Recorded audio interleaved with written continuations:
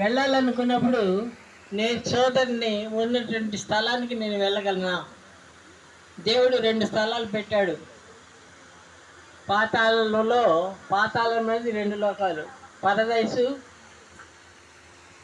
పాతాళ లోకం. మనం ఎక్కడికి వెళ్తాం మనకు తెలియదు, పరదైసుకా పాతాళ లోకానికా. ఒక ధనవంతుడు చనిపోయినారు 2 వ్యక్తులు. దాన్ని బట్టి మనం చూసినట్లయితే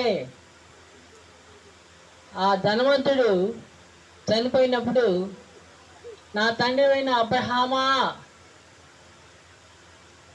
లాజర్ నా దగ్గర పంపించి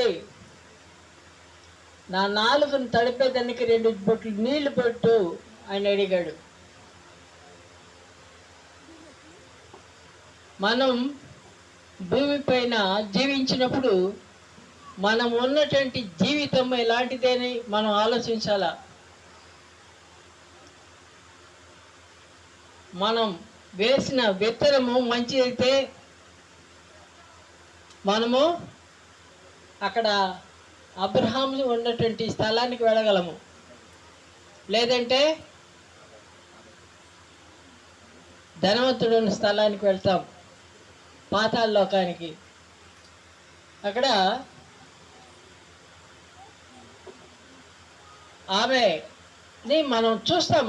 ప్రతి ఒక్కరు చనిపోయిన ప్రతి ఒక్కరు పోయి ఆమెను చూస్తాం, కానీ ఆమె ఉన్న స్థలానికి వెళ్ళగలమా అనేది ఈ భూమిపైన మనం తీర్మానం చేసుకోవాలి. ఏంటంటే మనం విత్తే విత్తనము మంచిదైతే అక్కడికి వెళ్తాం,